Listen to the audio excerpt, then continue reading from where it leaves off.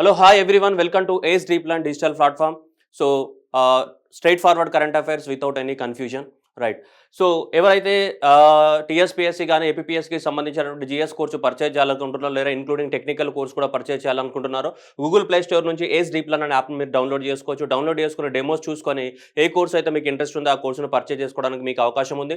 And August 15th వరకు so GS course పైన 20% of the discount కూడా ఉంది. మీరు యాప్లోకి వెళ్ళి మిగతా డీటెయిల్స్ అన్ని చూసుకోవచ్చు. అండ్ అట్లాగే సో ఏపీ బడ్జెట్ కానీ తెలంగాణ బడ్జెట్ కానీ so Telangana social economic outlook కానీ మనకి Ace Engineering Academy Telugu YouTube channel upload చేయబడ్డాయి. ప్లేలిస్ట్లోకి వెళ్ళి చూస్తే మీకు ప్లేలిస్ట్లో నీట్గా కనిపిస్తాయి 1 by 1 మీరు చూసుకోవడానికి అవకాశం ఉంది. చూసుకోండి, ఖచ్చితంగా ఎగ్జామ్కి అవి యూజ్ అవుతాయి. Okay right, let's move on to the original current affairs. Right, చూద్దాం మనం. ఓకే నెక్స్ట్ మళ్ళీ ప్రికాషన్ ఏంటిది నేను చెప్పాను కదా, లాస్ట్ వీడియోలోనే చెప్పాను. సో మనకి ఒలింపిక్ గేమ్స్ అనేది ఇంక్లూడ్ చేయడం లేదు నేను, ఎందుకంటే ఒలింపిక్ గేమ్స్ అనేది కంప్లీట్ అయిన తర్వాత మాత్రమే వాటి గురించి మనం సపరేట్ ఒక వీడియో చేసుకుందాం. ఎందుకంటే ఇప్పుడు చేయడం వల్ల మధ్యలో చేయడం వల్ల మనకు మధ్యలోనే ఉంటుంది, హాఫ్ నాలెడ్జీ వస్తుంది, రికార్డ్స్ అన్ని బ్రేక్ అయిపోతాయి. ఈరోజు ఒక రికార్డు ఉంటే రేపు ఇంకో రికార్డ్ బ్రేక్ అవుతుంది, అన్ని కన్ఫ్యూజన్ అవుతుంది. సో ఫైనల్గా గేమ్స్ అన్నీ అయిపోయిన తర్వాత మనం కూడా గేమ్ ఆడదాం. Okay right, let's move on to the what first. Right, ఇక్కడ ఒక లేడీ కనిపిస్తుంది. ఈమె లేడీ పేరు ఇక్కడ పేరు కూడా కనిపిస్తుంది, మీరు చూడొచ్చు, ధృతి బెనర్జీ. మీ పేరు Dhriti Banerjee. So geological survey of ఇండియాకి first women director. So geological survey of India అనేది మనకు తెలుసు, అన్ని యానిమల్స్ మీద అంతా కూడా ఏం చేస్తారు, రీసెర్చ్ చేస్తుంది. సో ఇది జూలై 1916లో geological survey of India establishment అయింది. దాని యొక్క హెడ్ క్వార్టర్ ఎక్కడ ఉంది, కోల్కతాలో ఉంది మనకి. సో దీనికి ఫస్ట్ టైం ఇప్పుడు ఒక ఉమెన్ డైరెక్టర్గా అవ్వడం జరిగింది. So Dhriti Banerjee so first women director of geological survey of India. So ఇది సో నా ఉద్దేశంలో చూసుకుంటే చాలా చాలా చాలా important question. Dhriti Banerjee the first women director of the geological survey of India, very important question. And next వచ్చేసి ఇరాన్కి సంబంధించినటువంటి ప్రెసిడెంట్ ఇంతకుముందు హసన్ రొహానీ ఉండే. సో ఇరాన్ ప్రెసిడెంట్గా ఇప్పుడు హసన్ రొహానీ ప్లేస్లో మనకి ఎవరు, ఇబ్రాహిం రైసీ. సో ఇది name of this person is Ibrahim Raisi. Ibrahim Raisi so now elected as a what president of the what Iran. So very important question, Ibrahim Raisi. Ibrahim Raisi right. Next వచ్చేసి మనకి మయన్మార్ అనే దేశంలో ఏం జరుగుతుంది, మయన్మార్ కానీ పాకిస్తాన్ కానీ నేపాల్ కానీ లేకుంటే థాయిలాండ్ కానీ ఇలాంటి కొన్ని దేశాలు ఉంటాయి. ఈ దేశాలలో ఏం జరుగుతుందో ఎవరికి అర్థం కాదు. ఉపేంద్ర సినిమా లాగానే సగం అర్థం కానట్టు ఉంటాయి ఆ దేశంలో రాజకీయాలన్నీ కూడా. సో దాంట్లో కూడా ఏంటిదంటే మనకి ఇక్కడ కూడా మయన్మార్లో ఎలక్టెడ్ గవర్నమెంట్ వచ్చింది, కానీ మిలిటరీ అనేది ఎలక్టెడ్ గవర్నమెంట్ని పక్కకు దోసేసి మిలిటరీ అనేది మొత్తం పవర్ని తీసేసుకుంది వాళ్ళ చేతుల్లోకి. అట్లాగే ఇక్కడ ఉన్నతను మీకు కనిపిస్తున్నాడు, వీని పేరే డిఫరెంట్ ఉంది, మన పలకడానికి కూడా కొంచెం కష్టం. మిన్ అంగ్ హిలాంగ్. ఓకే, మిన్ హంగ్ హిలాంగ్ ఎవరైతే ఉన్నాడో వీడు ఏం చేశాడంటే ఇప్పుడు నేనే దీనికి మొత్తం రాజుని, నేనే మంత్రిని, నేనే రాజునని వీడియో డిక్లేర్ చేసుకున్నాడు. యాక్చువల్లీ ఇతను మిలిటరీ చీఫ్ ఏ దేశానికి, మయన్మార్కి. కాబట్టి అక్కడ ఎలక్టెడ్ గవర్నమెంట్ని కాదని సో ఎలక్టెడ్ గవర్నమెంట్ని పక్కనకు నెట్టేసి ఆ దేశంలో ఎమర్జెన్సీ విధించి నేనే ప్రైమ్ మినిస్టర్ని డిక్లేర్ చేసుకున్నటువంటి గొప్ప మహానుభావుడు ఎవరు, ఈయన ఎవరు, Min Aung. So Min Aung is one of the prime minister of the what Myanmar. ఎవరు, మిన్ అంగ్. ఇంతవరకు గుర్తుపెట్టుకుంటే చాలు, మొత్తం గుర్తుపెట్టుకుంటే నువ్వు మొత్తం ఏమైపోతుంది అటు ఇటు కన్ఫ్యూజ్ అయితే మొత్తం గుర్తుండదు ఎగ్జామ్ పర్పస్లో. జస్ట్ నీకు గుర్తుపెట్టుకోవాల్సింది ఏంటిది, Min Hlaing is the prime minister of Myanmar. 2023 వరకు నేనే రాజు నేనే మంత్రి అంటుండు ఎవరు, Min Hlaing. Okay, let's move on to next one. So next ఇక్కడ మాట్లాడు. The first Indian Prime Minister to chair the what United Nations Security Council debate. United Nations Security Council debate నిన్న. ఇప్పుడు మనకి సో యునైటెడ్ నేషన్స్ సెక్యూరిటీ కౌన్సిల్లో మనకి టోటల్గా మనకి 15 members ఉంటాయి, మీ అందరికీ తెలుసు. దాంట్లో 10 మెంబర్స్ అనే వాళ్ళు ఎవరో ఏమంటాం, వీళ్ళు నాన్ పర్మనెంట్ మెంబర్స్. 5 మెంబర్స్ ఏముంటారు, మనకు పర్మనెంట్ మెంబర్స్ ఉంటారు. యూఎస్ఏ కానీ, రష్యా కానీ, చైనా కానీ, ఫ్రాన్స్ కానీ, యూకే కానీ, ఇవన్నీ permanent members. So 10 non permanent members ఉంటాయి. వీళ్ళకి ఒక్కొక్కరికి ఎన్ని సంవత్సరాల టెన్యూర్ ఉంటుంది, 2 years టెన్యూర్ ఉంటుంది. ఓకే, 2 yearsకి ఒకసారి మనకి ఆల్ఫాబెటికల్ ఆర్డర్లో మారుతూ ఉంటాయి. 193 కంట్రీస్ ఉన్నాయి కదా, ఈ 193 కంట్రీస్ అనేది ఆల్ఫాబెటికల్ ఆర్డర్లో ఒక్కొక్కరికి 2 years వస్తూ ఉంటాయి అనమాట ఆల్ఫాబెటికల్ ఆర్డర్లో. వీళ్ళు నాన్ పర్మనెంట్ మెంబర్స్, వీళ్ళు ఎప్పుడు పర్మనెంట్గానే ఉంటారు. 5 దేశాలు మీ అందరికీ తెలుసు అది. ఓకే, అయితే ఇండియా కూడా సో January 1st of 2021 నుంచి ఏమైందంటే, సో January 1st of 2021 నుంచి ఇండియా కూడా దీంట్లో నాన్ మెంబర్షిప్గా స్టార్ట్ అయిందనమాట. మన మెంబర్షిప్ కూడా స్టార్ట్ అయింది యాజ్ ఇవాట్ నాన్ మెంబర్గా. సో ఇలా మనకి సో నాన్ పర్మనెంట్ మెంబర్గా మనం కూడా స్టార్ట్ అయింది. మనం టెన్యూర్ అనేది ఎప్పటి నుంచి, January 1st of 2021 నుంచి స్టార్ట్ అయింది. అయితే సో ఇప్పటికీ ఇది ఇండియా అనేది 7వసారి అనమాట. దేంట్లో నాన్ పర్మనెంట్ మెంబర్ అవ్వడం అనేది 7వసారి ఇండియా అనేది. అయితే ఇప్పుడు దీని యొక్క యునైటెడ్ నేషన్స్ సెక్యూరిటీ కౌన్సిల్ యొక్క మీటింగ్ జరుగుతుంది కదా, ఈ మీటింగ్కి మొదటిసారిగా సో మనకి సో ఎవరంటే so prime minister Narendra Modi నాయకత్వం వహించబోతున్నాడు. అది మనకి న్యూస్లో ఉందన్నమాట. ఏంటిది, ఈ యునైటెడ్ నేషన్స్ సెక్యూరిటీ కౌన్సిల్కి సంబంధించిన డిబేట్ ఏదైతే జరుగుతుందో ఆ డిబేట్కి సంబంధించి so the first Indian Prime Minister to chair the what United Nations Security Council debate. ఆ డిబేట్ లోపల సో ఎందుకంటే India is holding the president of the united nation security council from the August month and Narendra Modi has became the first prime minister to chair and open debated united nation security council లోపల open డిబేట్లో మనమే ఏమంటాం leadership అనమాట chairman. మనం ఇక్కడ కూర్చుంటే మనం ముందర అందరూ కూర్చొని డిబేట్ చేస్తుంటాం. అలా ఫస్ట్ ప్రైమ్ మినిస్టర్గా చరిత్రలోకి ఎక్కినడం జరిగింది. నెక్స్ట్ ముస్లిం ఉమెన్స్ రైట్ డే. మనకి లాస్ట్ ఇయర్ చూసుకుంటే మనకి ట్రిపుల్ తలాక్ బిల్ పాస్ అవ్వడం జరిగింది. సో ఆగస్ట్ 1, 2021 మనకి ఇప్పుడు లాస్ట్ ఇయర్ ఆగస్టు 1 రోజు 1 ఆగస్టు. సో 1 ఆగస్ట్ అనేది మనకు ట్రిపుల్ తలాక్ బిల్ అనేది పాస్ అవ్వడం జరిగింది. అబాలిషన్ ఆఫ్ ద ట్రిపుల్ తలాక్ అనేది. So Muslim women rights protection and bills rights అనేది మనకు పాస్ అవ్వడం జరిగింది. సింపుల్గా ఆ బిల్లుని ఏమంటాం మనం? సో ట్రిపుల్ తలాక్ బిల్ అంటాం. సో ఆ ట్రిపుల్ తలాక్ బిల్ అనేది ఆగస్ట్ 1 పాస్ అయింది. అలా ఎవ్రీ ఇయర్ ఆగస్ట్ 1 ఏమిగా సెలబ్రేట్ చేసుకుంటున్నాం అంటే మనకి ముస్లిం ఉమెన్ రైట్స్ డేగా సెలబ్రేట్ చేసుకుంటున్నాం. So triple talaq and historic judgment మీకు ఇక్కడ కనిపిస్తుంది అది రైట్. అలా ఎవ్రీ ఇయర్ ఆగస్ట్ 1 అనేది దేనిగా? సో నీకు ట్రిపుల్ తలాక్ డేనే మన ముస్లిం ఉమెన్ రైట్స్గా డేగా సెలబ్రేట్ చేసుకుంటున్నాం. ట్రిపుల్ తలాక్ అబాలిష్ అయిన దినం, ఆ రోజు పార్లమెంట్లో బిల్లు పాస్ అయిన దినం కాబట్టి. Okay, August 1 every year common అది ముస్లిం ఉమెన్ రైట్స్ డే. ఇది కొంచెం ఇంపార్టెంట్, ప్రతిసారి ఎగ్జామ్లో అడగవచ్చు. అందరికీ ఉమెన్స్ డే అంటే తెలుసు మామూలుగా, ఓకే, కానీ ఇట్లాంటివి అడగడానికి ఛాన్స్ ఉంది. ముస్లిం ఉమెన్ రైట్స్ డే అనేది ఎప్పుడు? సో ఆగస్ట్ 1 అనేది. Next world breast feeding week. So చిన్నపిల్లలకి పుట్టిన తర్వాత 6 నెలల వరకు కంపల్సరీగా అమ్మ పాలు తాగించాలి. సో అమ్మ పాలు తాగించినప్పుడే దాని నుంచి ఏమవుతుంటాయి? నీకు యాంటీబాడీస్ అనేవి వస్తుంటాయి. అప్పుడే మనకి ఇమ్యూనిటీ పవర్ అనేది పెరుగుతుంది ఖచ్చితంగా. అందుకోసమే 6 మంత్స్ అనేది బ్రెస్ట్ ఫీడింగ్ అనేది ఇంపార్టెంట్. 6 నెలల వరకు బ్రెస్ట్ ఫీడింగ్ లేకపోతే పిల్లలు అనే వాళ్ళు ఆరోగ్యంగా ఉండలేరు పెద్దగా అయిన తర్వాత. కాబట్టి 6 మంత్స్ అనేది ఖచ్చితంగా అమ్మ పాలను తాగించాలి. దానికోసమే world health organisation every year August 1 నుంచి 7th వరకు సో మనకు బ్రెస్ట్ ఫీడింగ్ అవేర్నెస్, ఎందుకు బ్రెస్ట్ ఫీడింగ్ ఇవ్వాలన్న దాని మీద అవేర్నెస్ అనేది సో జనరేట్ చేయడానికి కోసము ఎవ్రీ ఇయర్ ఆగస్ట్ 1 నుంచి సో 7th వరకు ఎవ్రీ ఇయర్ ఏం చేస్తారంటే మనకి బ్రెస్ట్ ఫీడింగ్గా సెలబ్రేట్ చేస్తూ ఉంటాం throughout the world by the world health organisation. World health organisation headquarter ఏందమ్మా? జెనీవా, స్విట్జర్లాండ్లో ఉంటుంది. ఓకే, ఈ ఇయర్ బ్రెస్ట్ ఫీడింగ్ యొక్క థీమ్ ఏంటిది? సో దిస్ ఇయర్ ఈ ఇయర్ యొక్క థీమ్ ఏంటిది? So protect the what breast feeding a shared responsibility. ఇది మనందరి యొక్క రెస్పాన్సిబిలిటీ. అమ్మ పాలను తాగించమని మాకు తెలిసిన వాళ్ళకి వీళ్ళకి చెప్పాలి. చాలామంది ఈ రోజులలో అర్బన్ ఏరియాస్లో జాబ్ల వల్ల కానీ ఇక రకరకాల రీజన్స్ వల్ల చాలామంది బ్రెస్ట్ ఫీడింగ్ ఇవ్వట్లేదు పిల్లలకి. కానీ పిల్లలు ఆరోగ్యంగా ఉండరు. ఖచ్చితంగా 6 నెలల వరకు సో తల్లిపాలు అనేది ఇవ్వాలి. అప్పుడే బిడ్డ క్షేమం అని చెప్పేసి మనం కూడా అందరికీ తెలియజేయాలి. That is what a shared responsibility. The breast feeding and a shared responsibility is the what 2021 theme of the what breast feeding week. Okay right.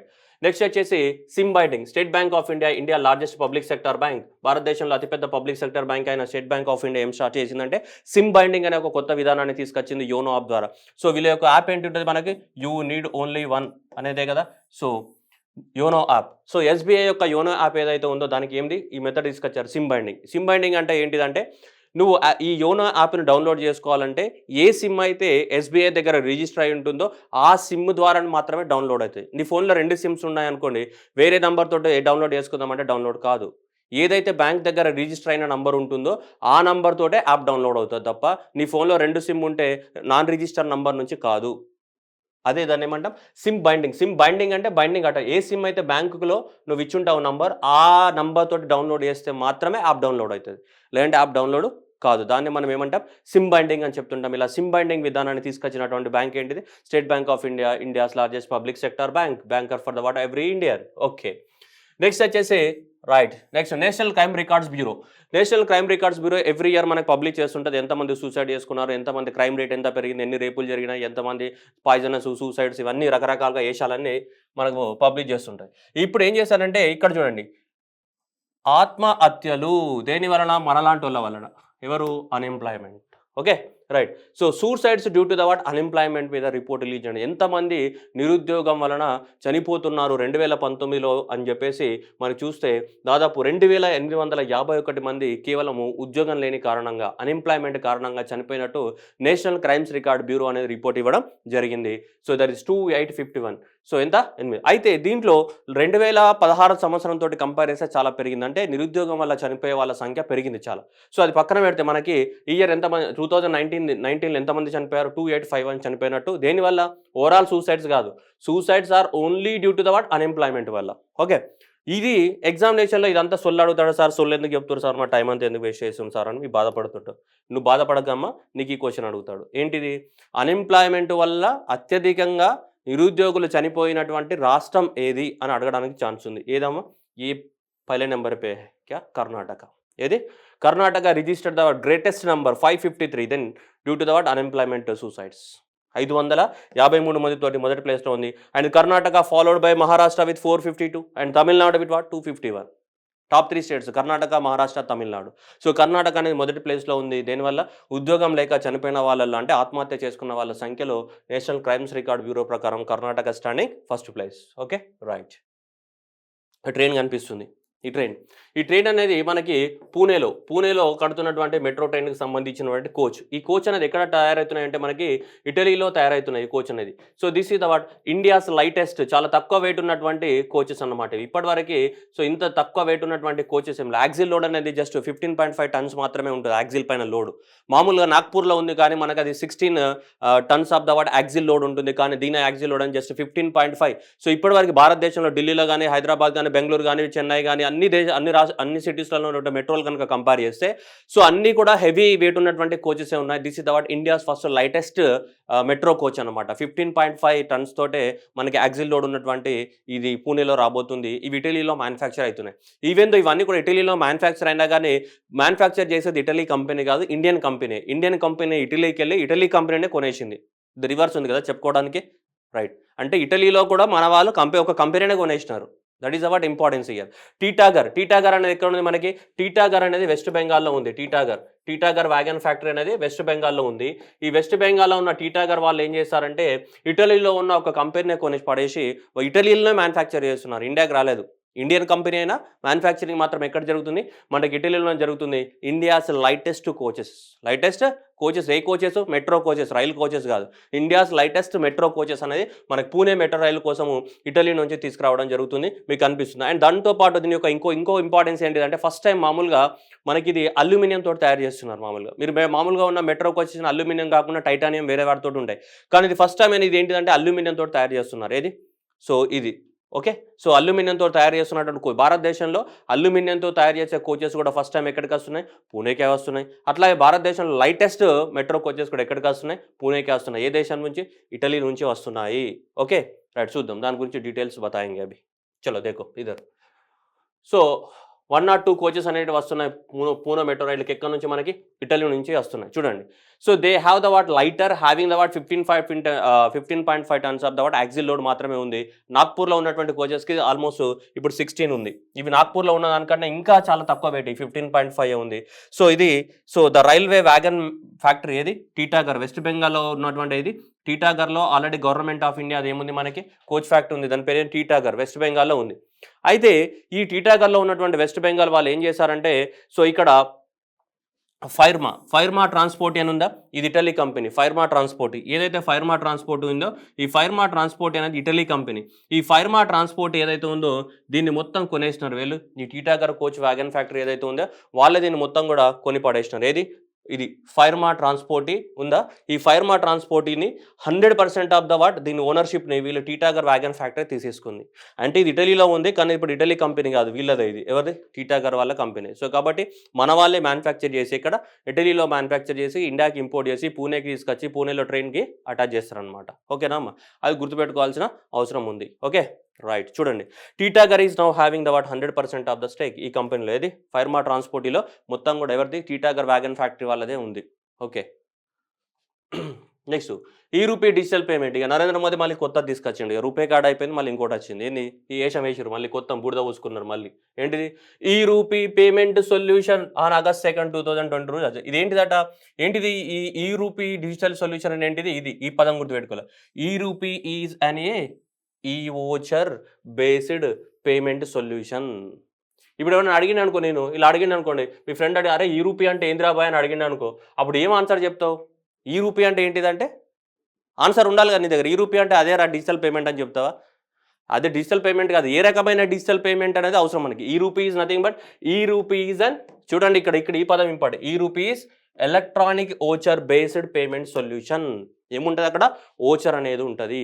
And దానికి ఇంకోటి ఏంటిదంటే దీని యొక్క అడ్వాంటేజెస్, స్మార్ట్ ఫోన్ అవసరం లేదు, ఇంటర్నెట్ అవసరం లేదు, డేటా కనెక్షన్ అవసరం లేదు, నీ జీబీలు అవసరం లేదు, ఏం అవసరం లేదు. సింపుల్గా ఎస్ఎంఎస్ వస్తుంది. ఎస్ఎంఎస్లో ఒక లింక్ అన్న వస్తుంది, లేదంటే ఎస్ఎంఎస్లో ఒక క్యూఆర్ కోడ్ అన్న వస్తుంది. ఆ క్యూఆర్ కోడ్ని స్కాన్ చేసుకుంటే పేమెంట్ అయిపోతుంది. ఇంకా ఈజీగా జరుగుతూ ఉంటుంది అనమాట దీన్ని. అర్థమవుతుందా? సో జస్ట్ ఎలాంటి ఇంటర్నెట్ కనెక్షన్ అవసరం లేదు. ఇలాంటి ఎగ్జామ్‌లో ఇవే అడుగుతుంటాడు. ఇంటర్నెట్ కనెక్షన్ అవసరం లేదు ఓచర్‌కి. ఎలాంటి డాటా అవసరం లేదు. స్మార్ట్ ఫోన్ అవసరం లేదు.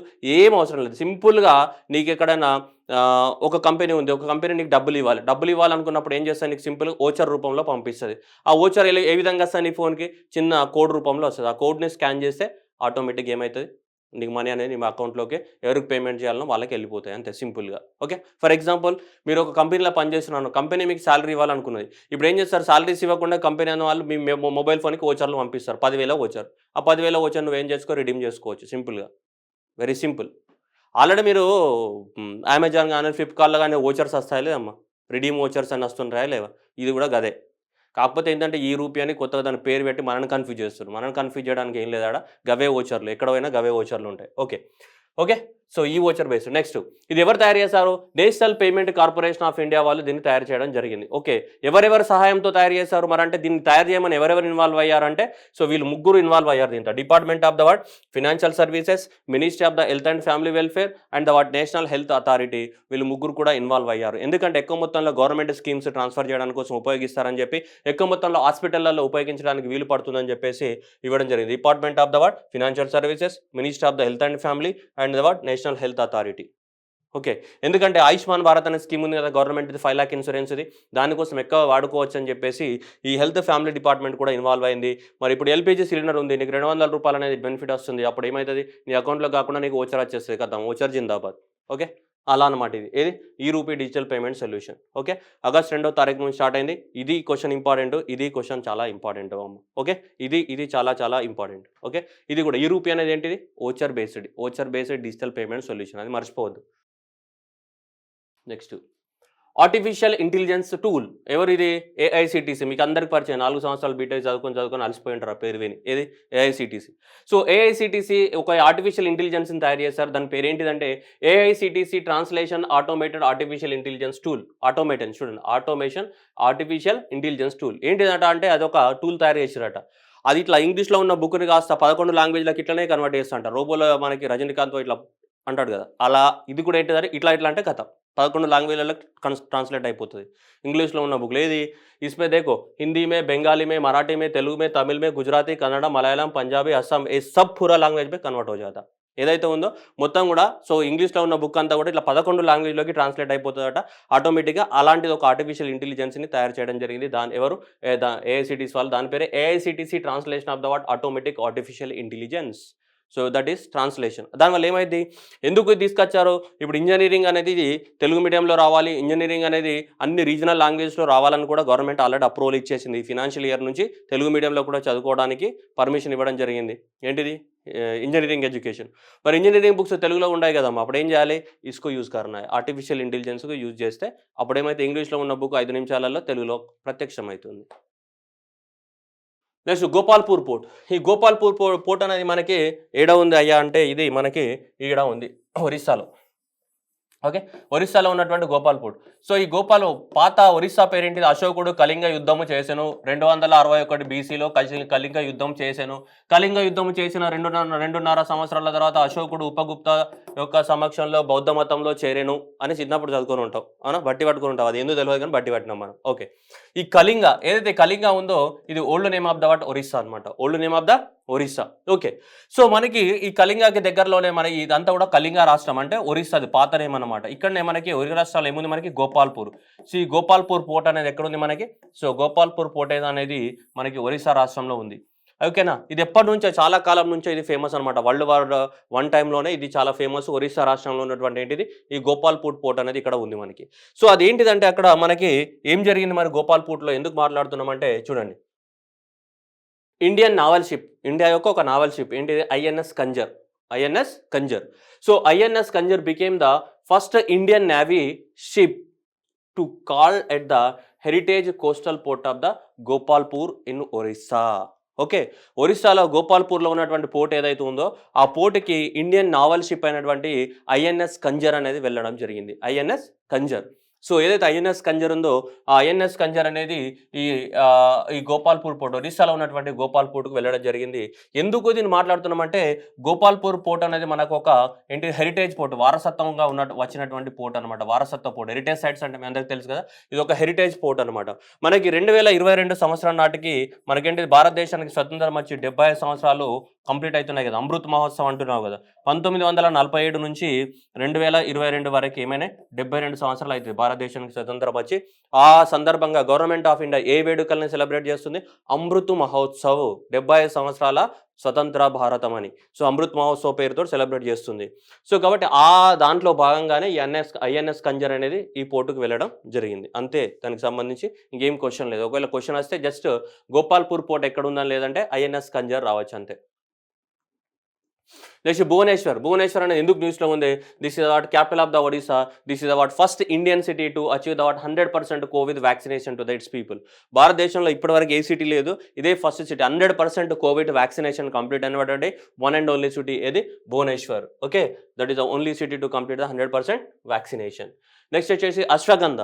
ఈ అశ్వగంధ అనేది మీ అందరికి తెలుసు చాలామంది. సో ఇది మన ఆయుర్వేదాకి సంబంధించి. అయితే మనకి యూకేకి సంబంధించినటువంటి ఒక ఇన్స్టిట్యూషన్, గవర్నమెంట్ ఆఫ్ ఇండియా యొక్క ఆయుష్ మినిస్ట్రీ అండ్ యూకేకి సంబంధించినటువంటి London School of Hygiene and the Tropical Medicine. ఏంటిది? వీళ్ళు ministry of the Ayush and లండన్కు చెందినటువంటి ఏది? సో యూకేకి చెందినటువంటి London School of Hygienic Tropical Medicine. వీళ్ళు ఈ అశ్వగంధ డ్రగ్ ఏదైతే ఉందో ఈ అశ్వగంధ పైన, సో మరి ఈ అశ్వగంధ అనేది కోవిడ్ నివారణకి ఎలాంటి పనిచేస్తుంది అనేది దీని మీద రీసెర్చ్ చేయడానికి కోసం ఒక అగ్రిమెంట్ రాసుకోవడం జరిగింది. So they want to do on the what? Ashwagandha పైన రీసెర్చ్ చేద్దామని అనుకుంటున్నారు. ఎవరు? మినిస్ట్రీ ఆఫ్ ద ఆయుష్ కానీ, సో ఇది London School of the what hygienic and tropical medicine, ఇద్దరు అగ్రిమెంట్ రాసుకోవడం జరిగింది. దేనిపైన? ఈ అశ్వగంధ పైన రీసెర్చ్ చేయడానికి కోసం. Okay, very important ashwagandha. So ఈ అశ్వగంధ యొక్క బొటానికల్ నేమ్ కనుక చూస్తాను, వితానియా సోమ్నిఫెరా.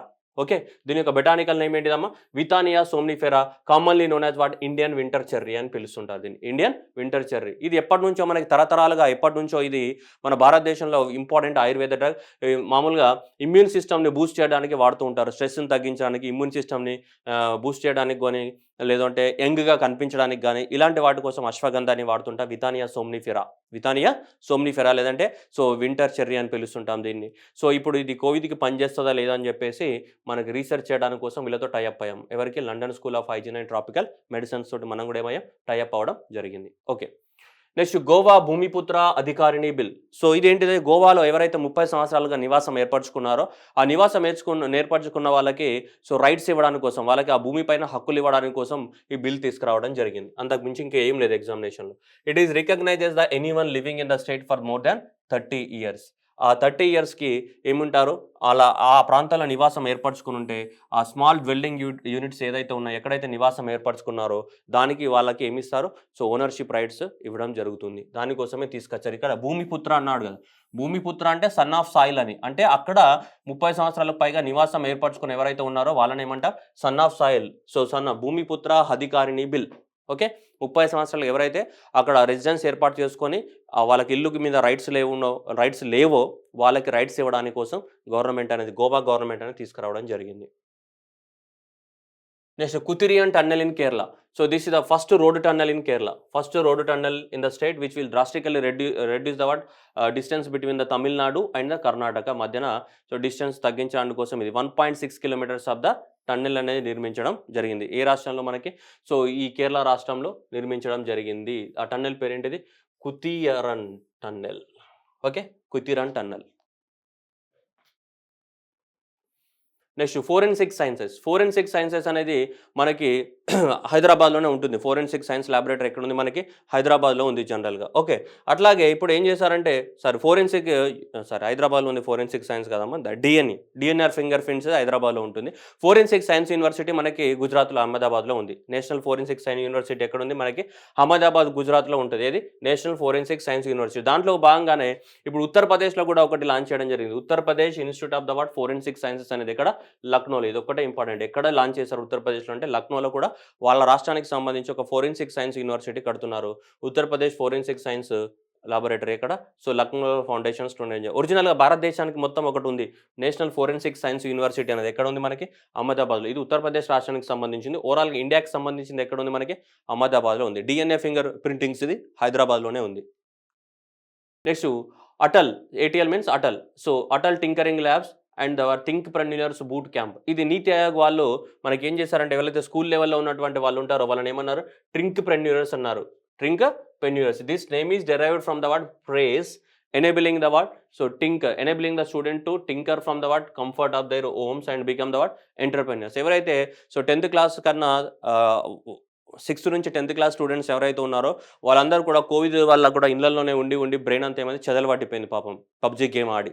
సో కాబట్టి అందుకోసం ఏం చేశారంటే బాబు మీరు అట్లా ఉండకూడదు, థింక్ చేయాలి, మీరు ఏమైనా బిజినెస్ చేయాలనుకుంటున్నారా, మీ ఆలోచనలు ఏమున్నాయంటే థింకింగ్ నుంచి ఎంటర్‌ప్రెన్యూర్‌గా కన్వర్ట్ చేయాలి. థింకింగ్ ప్లస్ ఎంటర్‌ప్రెన్యూర్‌షిప్ రెండు కలిపితే ఏమైతే థింక్‌ప్రెన్యూర్, థింకింగ్ ఎంటర్‌ప్రెన్యూర్ అంటే వాళ్ళకి ఏమైనా ఆలోచనలు ఉంటే ఆ ఆలోచనలను ఏమైతాం ఒకవేళ ఆలోచనలకి గనుక మనము సో సపోర్ట్ ఇచ్చినట్టయితే అవి ఆలోచనలు కొన్ని ఎంటర్‌ప్రెన్యూర్‌గా కూడా సో చేయడానికి కోసం అవకాశాలు ఉంటాయి. సో అందుకోసమే వాళ్ళ లోపల కూడా ఒక ఎంటర్‌ప్రెన్యూర్‌షిప్ యొక్క ఆలోచనలను రేకెత్తించడానికి కోసం, మోటివేట్ చేయడానికి కోసమే సో నీతి ఆయోగ్ అనేది దీన్ని లాంచ్ చేయడం జరిగింది. ఏది టింకర్‌ప్రెన్యూర్‌షిప్ బూట్ క్యాంప్ అనేది.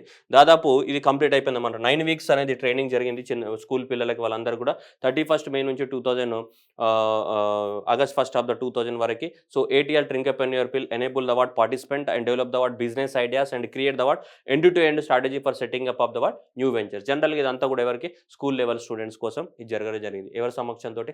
నీతి ఆయోగ్ ఇది. Next Chidambaram port. Chidambaram port అనేది ఎక్కడుంది అమ్మ మనకి? తమిళనాడులో ఉంది. చిదంబరం పోర్ట్ ఎక్కడుంది? ఇదిగా తమిళనాడు ఇక్కడ ఉన్నటువంటి ట్యూటికోరిన్ పోర్ట్. ఈ ట్యూటికోరిన్ పోర్ట్‌ని ఏమంటాం మనం? చిదంబరం పోర్ట్ అని చెప్తుంటాం. ఏది? ట్యూటికోరిన్ పోర్ట్ ఏదైతే ఉందో ఆ ట్యూటికోరిన్ పోర్ట్‌ని మనం చిదంబరం పోర్ట్ అని రైట్ చెప్తూ ఉంటాం మనం. Okay right. సో ఈ చిదంబరం పోర్ట్ ఏదైతే ఉందో సో ఈ first major port in India to deploy the what ఈ కార్స్, ఎలక్ట్రానిక్ కార్స్ని డిప్లాయ్ చేసినటువంటి మేజర్ పోర్ట్ అనమాట ఇది. ఇక్కడ చూడొచ్చు ఇక్కడ ఎలక్ట్రానిక్ కార్స్ ఈ పోర్ట్ ఏదైతే ఉందో ఈ పోర్ట్ అన్ని కూడా సో ఎలక్ట్రానిక్ ఈ కార్స్ని డిప్లాయ్ చేసినటువంటి ఫస్ట్ పోర్ట్ అనమాట. ఎలక్ట్రానిక్ కార్స్ వాడుతుంటారు అనమాట అక్కడ. ఇంకా పెట్రోల్ డీజిల్ బంద్ అక్కడ ఆ పోర్ట్లోకి ఎవరైనా కానీ ఎలక్ట్రానిక్ కార్స్లోనే ట్రావెల్ చేయడం ద్వారా పొల్యూషన్ తగ్గుతుందని చెప్పేసి అలా ఇండియాలో ఫస్ట్ పోర్ట్ అనమాట to deploy the electronic cars, e cars అనేటివి. Okay electric cars, not electric cars. Okay ఇది తయారు చేసిన వాళ్ళు ఎవరు? This was supplied by the what energy efficiency services a joint venture of the what public sector అవర్టెక్ and the ministry of the power. So వాళ్ళకి సంబంధించి and ఓకేనా. And 3 ఏవి Tata express and so T electric వెహికల్స్ని launch చేయడం జరిగింది. ఇక్కడ మీకు కనిపిస్తుంది ఈ వెహికల్స్ అనమాట. ఓకేనా. ఇది వీళ్ళు తయారు చేశారు. Energy efficiency limited government of India organisation ఇది. ఎనర్జీ ఎఫిషియన్సీ లిమిటెడ్ వాళ్ళు ఎక్కడ? తమిళనాడులోని Chidambaram port. Next nuclear power. భారతదేశంలో ప్రస్తుతానికి న్యూక్లియర్ పవర్ ఎంత ప్రొడ్యూస్ అవుతుందంటే 6780 మెగావాట్ల న్యూక్లియర్ పవర్ ప్రొడ్యూస్ అవుతుంది. భారతదేశంలో ప్రొడ్యూస్ అయ్యే ఎనర్జీలో న్యూక్లియర్ పవర్ యొక్క షేర్ ఎంత అంటే 3.1% మాత్రమే. ఎంత? 3.1% అనేది ఓవరాల్గా భారతదేశంలో ప్రొడ్యూస్ అయ్యే న్యూక్లియర్ పవర్ యొక్క షేర్ ఎంత? 3.5%. కానీ గవర్నమెంట్ ఆఫ్ ఇండియా ఏం అనౌన్స్ చేసిందంటే 22,480 మెగావాట్లకి మేము రీచ్ అవుతాము ఎప్పటికీ బై ద 2031 నాటికని చెప్పడం జరిగింది. అంటే 6780 మెగావాట్లు ప్రజెంట్ 2021లో మనం ప్రజెంట్ కాంటెక్స్లో ఇంత ఉంది ఆగస్ట్ మంత్లో. ఇది సో 22,480 మెగావాట్లకి పెంచుతాము ఏ ఇయర్ నాటికి? ఇంకా 10 సంవత్సరాలు అంటే 2031 నాటికి. రాబోయే 10 సంవత్సరాలలో 22,480 మెగావాట్స్కి పెంచుతామని చెప్పారు. మరి ఎలా పెంచుతారట అంటే ఒక 20 న్యూక్లియర్ రియాక్టర్స్ రాబోతున్నాయి ఇండియా. న్యూక్లియర్ పవర్ ప్లాంట్స్ కాదు. ఆల్రెడీ చూడండి so already 10 nuclear power reactors అనేటివి ఆల్రెడీ రెడీగా ఉన్నాయి. Nuclear reactors already. Okay nuclear ఇంకా కొత్తగా ఒక్కొక్కటి మనకి 8,000 మెగావాట్ల కెపాసిటీ తోటి ఒక 10 న్యూక్లియర్ రియాక్టర్స్ రాబోతున్నాయి. అట్లాగే మన ఇండియా యొక్క ఇండిజినస్ టెక్నాలజీ తోటి ఇంకా ఒక్కొక్కటి 7,000 మెగావాట్ల తోటి 10 రాబోతున్నాయి. అంటే 10 × 700 సో అంటే ఎంత? 7,000 మెగావాట్లు. సో 7,000 మెగావాట్లతోటి సో ఇవి అప్రూవల్ తెలిపింది government of India. So next ఇవి ఆల్రెడీ అండర్ కన్స్ట్రక్షన్లో ఉంది. ప్లస్ ఇంకా ఫ్యూచర్లో ఇంకా వస్తుంటాయి అన్నమాట. ఇంకా ఫ్యూచర్లో వస్తుంటాయి. ఎందుకంటే ఇది 700, 7,000 ఇది 8,000 ఎంత అవుతుందమ్మా? 15,000. 15,000 ప్లస్ ఇది అది ఎక్కడ ఉంది? అది 6,000. ఓకే అంటే మ్యాచ్ అవ్వట్లేదు మనకి. 21,000 సంథింగ్ అవుతుంది రైట్. అక్కడ ఎంత ఉంది? 22,480 అంటే మిగతాయి కూడా ఇంకా తర్వాత అనౌన్స్మెంట్ చేస్తారనమాట.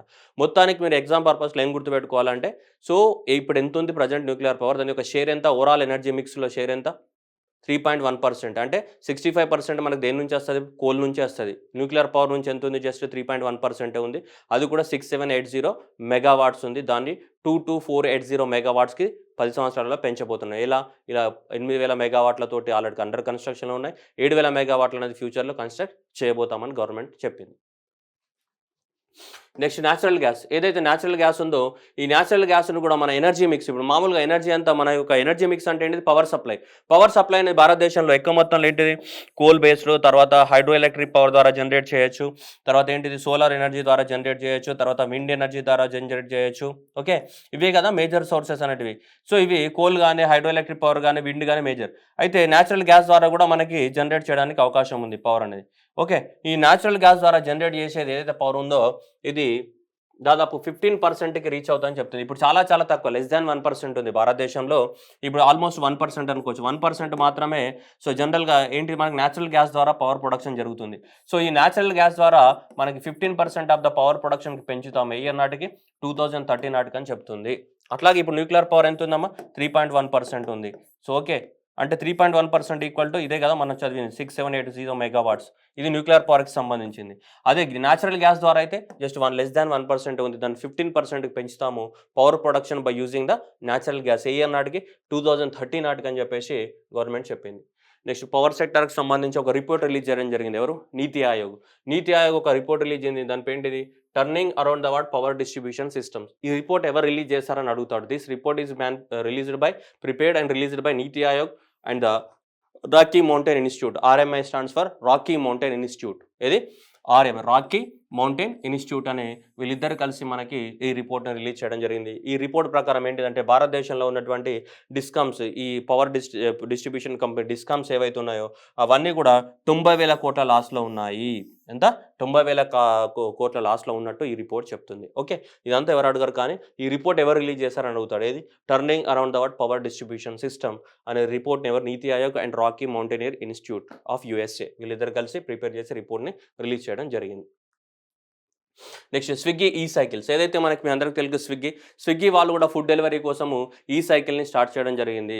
హైదరాబాద్లోనే స్టార్ట్ చేయడం జరిగింది. ఫుడ్ డెలివరీ స్విగ్గీ లాంచ్ చేసి ద వాట్ ఎలక్ట్రిక్ వెహికల్స్, ఈ వెహికల్స్ని స్టార్ట్ చేయడం జరిగింది with the help of the what the hero electro cargo అనే కంపెనీతో టైఅప్ అయిపోయి సో ఈ ఎలక్ట్రిక్ వెహికల్స్ని లాంచ్ చేయడం జరిగింది. ఫ్రమ్ ఏ కంపెనీ నుంచి?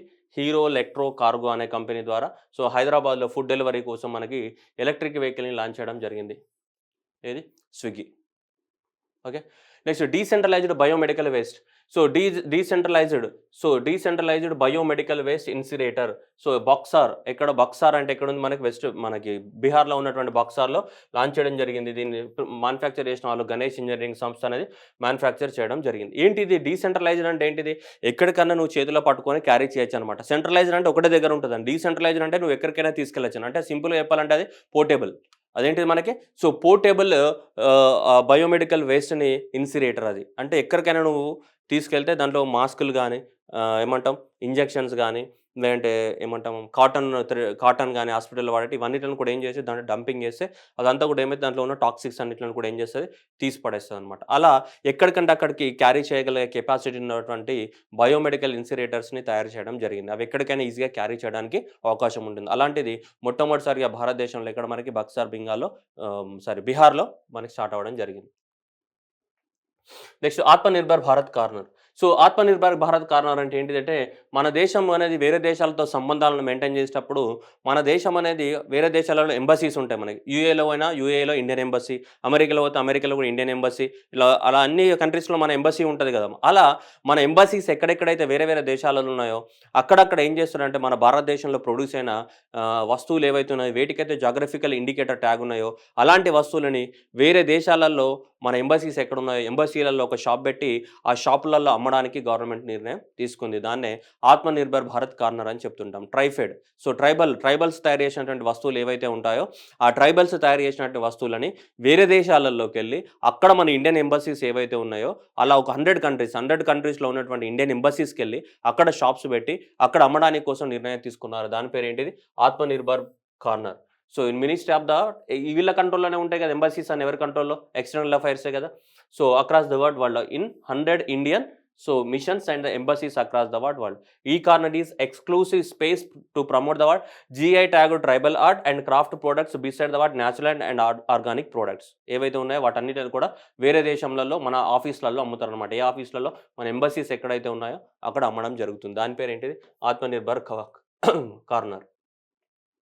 Next MKBYRP. సో MKB కాన్ ఫెలోషిప్ అనేది ఇది డిపార్ట్మెంట్ ఆఫ్ బయోటెక్నాలజీ వాళ్ళు లాంచ్ చేయడం జరిగింది. లైఫ్ సైన్సెస్లో కానీ బయోటెక్నాలజీ కానీ ఈ అలైడ్ ఏరియాస్లో ఎవరైతే ఉన్నారో వాళ్ళ కోసం రీసెర్చ్ ఎవరైతే చేస్తారో PhD పోస్ట్ డాక్టరల్ ఫెలోషిప్స్ ఉంటారు కదా, ఎవరైతే రీసెర్చ్ చేస్తారో వాళ్ళకి సో మంత్లీ 75,000 ఎమోల్మెంట్ తోటి మనకి ఈ ఈ స్కీమ్ని లాంచ్ చేయడం జరిగింది. MKBYREF మీన్స్ ఈ పెద్ద పేరు ఉందండి.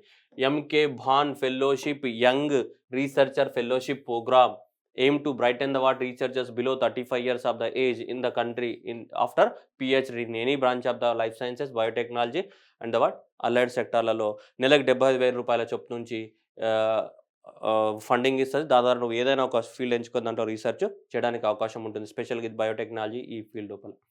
Next airport economic regulator authority bill, ఇది లోక్సభ ప్లస్ రాజ్యసభ రెండు పాస్ చేయడం జరిగింది. మామూలుగా ఏదైనా ఎయిర్పోర్ట్ ఉందనుకోండి, ఏదైనా ఎయిర్పోర్ట్ని మేజర్ ఎయిర్పోర్ట్ అని కనుక డిక్లేర్ చేయాలనుకుంటే, ఏదైనా ఒక ఎయిర్పోర్ట్ని మేజర్ ఎయిర్పోర్ట్ అని డిక్లేర్ చేయాలనుకుంటే కనీసం అక్కడ 35 లక్షల మంది ట్రాఫిక్ ప్యాసింజర్ ఉండాలి ఒక సంవత్సరంలో. ఎంత? ఒక సంవత్సరానికి 35 lakhs ప్యాసింజర్స్ కనుక ట్రావెల్ అయితే అప్పుడు దాన్ని ఏమంటాం మనం? మేజర్ పోర్ట్ అని మేజర్ ఎయిర్పోర్ట్ అని డిక్లేర్ చేస్తాం. We call it as major airport అని డిక్లేర్ చేస్తాం. కానీ ఇప్పుడు ఈ బిల్లు పాస్ అయింది కాబట్టి ఈ బిల్లు పాస్ అయిన తర్వాత ఏంటిదంటే అలా 35 lakhs ప్యాసింజర్ అన్న క్రైటీరియా లేదన్నమాట. ఇది యాక్చువల్గా 2008లో తీసుకొచ్చిన చట్టం ప్రకారం ఏంటిదంటే సో ఇది ఉందన్నమాట. ఇది 35 lakhs మినిమం ప్యాసింజర్స్ ఉంటే అప్పుడు దాన్ని మేజర్ ఎయిర్పోర్ట్గా పరిగణలోకి తీసుకుంటారు, పెద్ద విమానాశ్రయంగా పరిగణలోకి తీసుకుంటారు. కానీ ఇప్పుడు ఏం చేసిందంటే 35 lakhs క్రైటీరియా కాకుండా ఏ ఎయిర్పోర్ట్ అయినా కానీ మేజర్ ఎయిర్పోర్ట్గా డిక్లేర్ చేసే పవర్ గవర్నమెంట్ ఆఫ్ ఇండియాకి ఉంది. 35 lakhs ప్యాసింజర్ అవసరం లేదు. ఎనీ ఎయిర్పోర్ట్, ఇప్పుడు గవర్నమెంట్ చూడండి, the central government may also designated any airport as a major airport by the notification. The bill adds that central government may any group of the airport notify as major airport. ఇప్పుడు ఏంటిదంటే central government ఏ ఎయిర్పోర్ట్నైనా major ఎయిర్పోర్ట్గా declare చేయొచ్చు. ఈ ట్రాఫిక్తో సంబంధం లేదు. 35 లక్షల మంది traffic తోటి కాకుండా గవర్నమెంట్ ఏదైనా ఒక ఎయిర్పోర్ట్ని డెవలప్మెంట్ చేయాలనుకుంటే ఆ ఎయిర్పోర్ట్ని మేజర్ ఎయిర్పోర్ట్ కింద డిక్లేర్ చేయొచ్చు. That is completely wish of the government irrespective of 35 lakhs of the traffic passengers. So అదే అమెండ్మెంట్ చేయడం జరిగింది దీనికి సంబంధించి. ఏది? Airports economic regulatory bill. అంటే ఈ రూల్స్ని మార్చడం జరిగింది అంతే. Next PM Mudra Yojana. మీ అందరికీ తెలుసు ముద్రా బ్యాంక్ అనేది 2015లో ఎస్టాబ్లిష్మెంట్ అయింది. ఏది? Micro units development refinance agency అనేది మనకు 2015లో ఎస్టాబ్లిష్మెంట్ అయింది. ఏది? ముద్రా బ్యాంక్. ముద్రా బ్యాంక్ అనేది మనకి ఏ విధంగా లోన్స్ ఇస్తుంటుంది? ప్రధానమంత్రి ముద్రా యోజన కింద. దేని కింద? ప్రధానమంత్రి ముద్రా యోజన అనే స్కీమ్ ద్వారా మనకి లోన్స్ ఇస్తుంటుంది. ఏది? ముద్రా బ్యాంక్ అనేది శిశు లోను అండ్ కిషోర లోన్ అండ్ తరుణ లోన్స్ అనేది మనకి 3 రకాల లోన్స్ ఇస్తుంటుంది. శిశు లోన్స్ అంటే ఎంత? బిలో 50,000 లోన్ ఏమంటాం మనం? శిశు లోన్ అంటాం. నెక్స్ట్ 5 lakhs నుంచి 10 lakhs వరకు ఇస్తే 50,000 నుంచి 5 lakhs వరకు ఇస్తే ఏమంటాం దాన్ని? 50,000 నుంచి అప్ టు 5 lakhs వరకు ఇస్తే ఏమంటాం దాన్ని? సో కిషోర లోన్ అని. నెక్స్ట్ 5 lakhs నుంచి 10 lakhs వరకు ఇస్తే దాన్ని ఏమంటాం మనం? తరుణ లోన్ అంటాం. శిశు కిషోర తరుణ లోన్ అని చెప్తుంటాం. ఓకేనా? Shishu and the Kishore and the Tarun loans అని 3 రకాల కేటగిరీ ఆఫ్ ద లోన్స్ ఇస్తారు. దేని కింద? అండర్ ప్రధానమంత్రి ముద్రా యోజన కింద. అలా ఈ 2021-22 సంవత్సరానికి 3 trillion ఇవ్వాలని నిర్ణయించుకున్నారు. దేని కింద? శిశు కానీ కిషోర కానీ తరుణ లోన్స్ కింద మనకి ఇస్తుంటారు అన్నమాట. 50,000 కన్నా తక్కువ ఉంటే శిశు లోన్ అని, 50,000 నుంచి 5 లక్షల వరకు ఉంటే కిషోర లోన్ అని, 5 లక్షల నుంచి 10 లక్షల వరకు ఉంటే ఏమంటాం? తరుణ లోన్ అంటాం. ఇది చిన్నది, స్కూల్ ఏజ్ అన్నమాట ఇది. ఓకేనా? ఇది స్కూల్ ఏజ్. అర్థమవుతుందమ్మా? ఇది స్కూల్ ఏజ్ అన్నమాట. ఇది లిటిల్ సోల్జర్స్ సినిమా చూసే వయసు. ఇది కిషోర అంటే టీనేజ్ అనమాట. టీనేజ్ అంటే ఇది కొత్త బంగారు లోకం వయసు. ఇది తరుణ అంటే ఇది బీటెక్ వయసు, ఇది హ్యాపీ డేస్ అనమాట. ఇది అర్థమవుతుందా? ఇది లిటిల్ సోల్జరు, ఇది ఏంటిది కొత్త బంగారు లోకము, ఇదేంటిది హ్యాపీ డేస్ అనమాట. అంటే ఈ వయసు పెరిగినా కొద్దీ అమౌంట్ పెరుగుతూ ఉందన్నమాట ఇక్కడ. ఓకే? శిశు కిషోర అండ్ ద తరుణ. ఈ సంవత్సరానికి టార్గెట్ ఎంత? 3. లాస్ట్ ఇయర్ ఎంత ఇచ్చింది? $3.2 trillion ఇచ్చారు లాస్ట్ ఇయర్. సో ఇప్పుడు ఏం చేశారంటే సో 3 trillion ఇవ్వడం జరుగుతుంది. డాలర్స్ కదమ్మా, ఇండియన్ రూపీసే. 3 trillion. ఓకే? ఈ ఇయర్ టార్గెట్ ఎంత? 3 trillion. Plastic mixed handmade paper ఇక్కడ కనిపిస్తుంది మనకి. ఖాదీ విలేజ్ ఇండస్ట్రీస్ కమిషన్ అనేది ఏదైతే ఉందో సో వీళ్ళు తయారు చేయడం జరిగింది. So innovative plastic mixed hand paper develop plastic minerals from the nature. So nature pollution తగ్గించడానికి కోసం మనకు ప్లాస్టిక్ క్యారీ బ్యాగ్స్ వాడకుండా ఇలా plastic mixed handmade paper. Okay, plastic ఉంటుంది లైట్గా, ఇలా హ్యాండ్ మేడ్ పేపర్ బ్యాగ్స్ని తయారు చేయడం జరిగింది. ఎందువల్ల దీనివల్ల పొల్యూషన్ కూడా తగ్గిపోతూ ఉంటుంది. సో ఖాదీ ఇండియా మీకు కనిపిస్తుంది. ఎవరు తయారు చేశారు? Khadi village industries commission of India. Next వచ్చేసి సమగ్ర శిక్షా స్కీమ్. సమగ్ర Shiksha scheme. So as a continuous సమగ్ర శిక్షా స్కీమ్ అంటే ఇంటిగ్రేటెడ్ ఎడ్యుకేషన్. సమగ్ర అంటే ఇంటిగ్రేటెడ్ కదా. సో మన ఎడ్యుకేషన్కి సంబంధించి ఫస్ట్ క్లాస్ నుంచి మొదలు పెడితే, ఎల్కేజీ నుంచి మొదలు పెడితే, ఫస్ట్ క్లాస్ కాదు, ఎల్కేజీ యూకేజీ నుంచి మొదలు పెడితే మనకి 12th స్టాండర్డ్ వరకు ఈ స్కీమ్ అనేది అప్లికేబుల్ అవుతుంది. ఓవరాల్గా total development of the school education system till the 12th standard వరకు. Okay right. ఈ స్కీమ్ని మనకి ఇప్పుడు 2021 నుంచి 2026 వరకు రాబోయే 5 సంవత్సరాల వరకు కూడా ఈ స్కీమ్ అనేది ఇంప్లిమెంట్ చేస్తామని చెప్పారు. ఆల్రెడీ 2020 నుంచి 2015 నుంచి 2020 వరకు 5 years పీరియడ్ అయిపోయింది. ఇప్పుడు ఆ స్కీమ్ని మళ్ళీ ఏం చేస్తారు? కంటిన్యూషన్ చేస్తామని చెప్తున్నారు. With the అవుట్లే of the 2,94,000 crores. Okay, దీంట్లో 60:40 రేషియో ఉంటుంది. సెంట్రల్ గవర్నమెంట్ 60 ఉంటే స్టేట్ గవర్నమెంట్ మనకి 40 రేషియో ఉంటుంది. ఈ సెంట్రల్ గవర్నమెంట్ 60 రేషియో కదా. ఈ సెంట్రల్ గవర్నమెంట్ 60 రేషియో ప్రకారం ఎంత ఇది? 1,85,000 కోట్లు. That is 1,85,000 crores is the central government యొక్క share. This scheme covers the 11.6 government schools, almost 15.7 lakh teachers, 15 crores of the students, వీళ్ళందరూ కూడా ఈ స్కూల్లో కవర్ అవుతూ ఉంటారు. ఏది? ఈ Samagra Shiksha scheme, integrated education scheme or Samagra Shiksha scheme అనేది. ఓకే, 6 సంవత్సరాల పాటు అమల్లో ఉంటుంది. 2021 నుంచి 2026 వరకు. అవుట్లే అనేది కూడా ఇంపార్టెంట్, ఈ రేషియో కూడా ఇంపార్టెంట్. ఓకేనా? రైట్. ఏమేమి కవర్ చేస్తారు? సమగ్ర Shiksha scheme and integrated scheme from the so education covering from the entire pre school to the 12th standard. Pre school నుంచి 12th స్టాండర్డ్ వరకు. మరి ఈ సమగ్ర శిక్షా స్కీమ్లో ఏం చేస్తారంటే ఇవన్నీ ఉంటాయి. దాంట్లో కంపోనెంట్స్ ఏంటిది? Universal access including the infrastructure development, foundation of the literary and numeracy, and next వచ్చి డిజిటల్ ఇనిషియేటివ్స్ కానీ, వొకేషనల్ ఎడ్యుకేషన్ కానీ, స్పోర్ట్స్ అండ్ ఫిజికల్ ఎడ్యుకేషన్ కానీ, strengthening of the teacher education and training, ఇవన్నీ కూడా కాంపోనెంట్స్ ఆఫ్ ద సమగ్ర Shiksha scheme.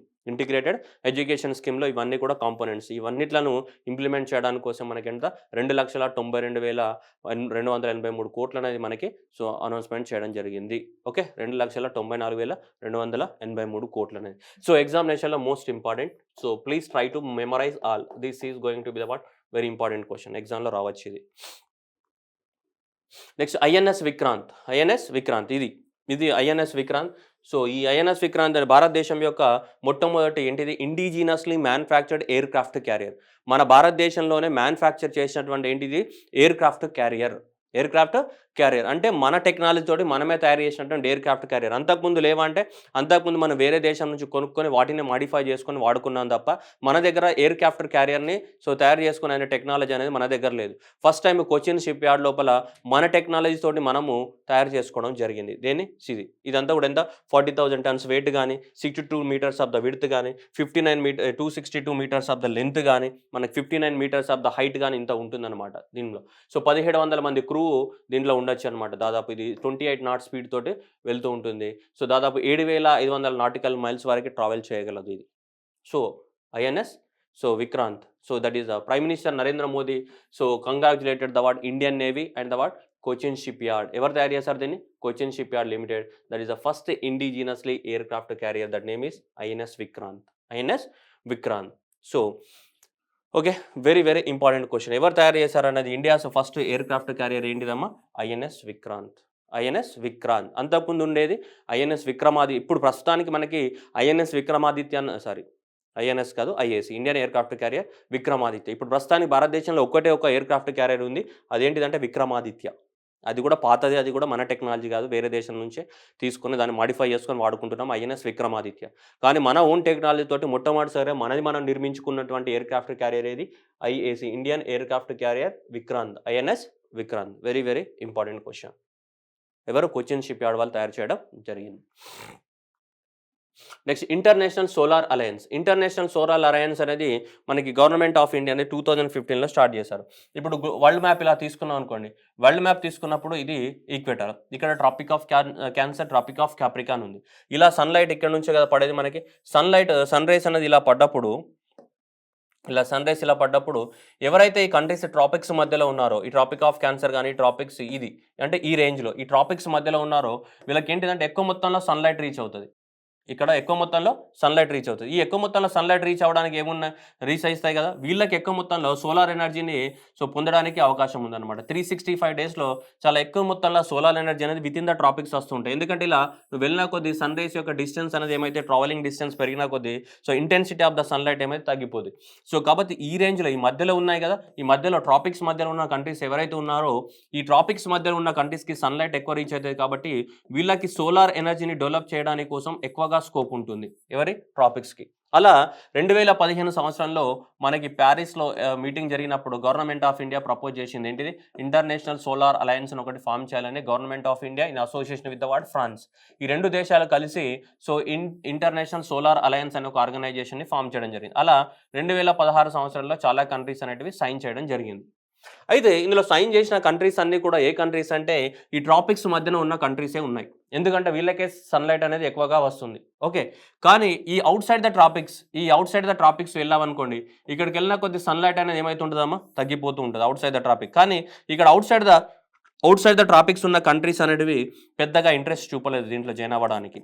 ఎందుకంటే మాకేం అవసరం సోలార్ ఎనర్జీ తోటి, ఇక్కడ మాకు సన్లైటే రాదు కదా అని చెప్పేసి ఇలా మనకి అవుట్ సైడ్ ద కంట్రీస్ పెద్దగా ఇంట్రెస్ట్ చూపలేదు. కానీ మన గవర్నమెంట్ ఆఫ్ ఇండియా అనేది యునైటెడ్ నేషన్స్తో కలిసి ఏం చేసిందంటే ఏ కంట్రీ అయినా దీంట్లో జాయిన్ అవ్వడానికి అవకాశాన్ని కల్పించడం జరిగింది. ఈ ట్రాపిక్స్లో ఉన్న కంట్రీ కాదు, అవుట్ సైడ్ ద ట్రాపిక్స్లో ఉన్న కంట్రీస్ కూడా మీరు జాయిన్ అవ్వచ్చు అని చెప్పేసి అన్ని కంట్రీస్కి అవకాశం కల్పించింది అనమాట. All the members of the united nations organisation 193 countries ఉన్నాయి కదా, ఆ 193 కంట్రీస్కి మనకి అవకాశం కల్పించడం జరిగిందనమాట.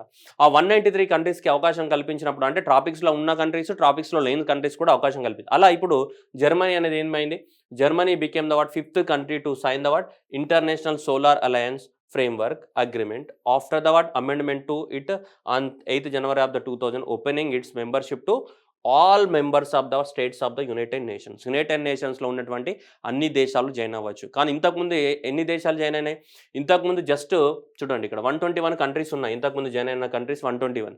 కానీ ఆ 121 కంట్రీస్ ఏవి, ట్రాపిక్స్లో ఉన్న కంట్రీసే. ఈ 121 కంట్రీస్ అనేటివి అన్నీ కూడా ఆల్మోస్ట్ ఈ ట్రాపిక్స్ మధ్యలో ఉన్న కంట్రీస్ అన్నమాట.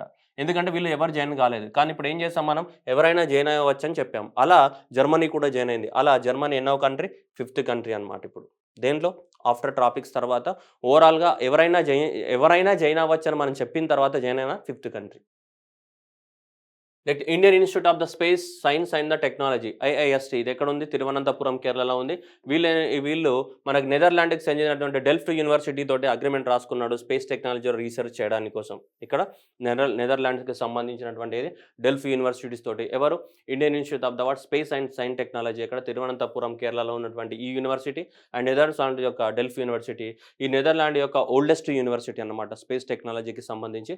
వాళ్ళతో మనకి అగ్రిమెంట్ రాసుకోవడం జరిగింది ఈ స్పేస్కి సంబంధించిన ఏంటి ఫుల్ రీసెర్చ్ చేయడానికి కోసం.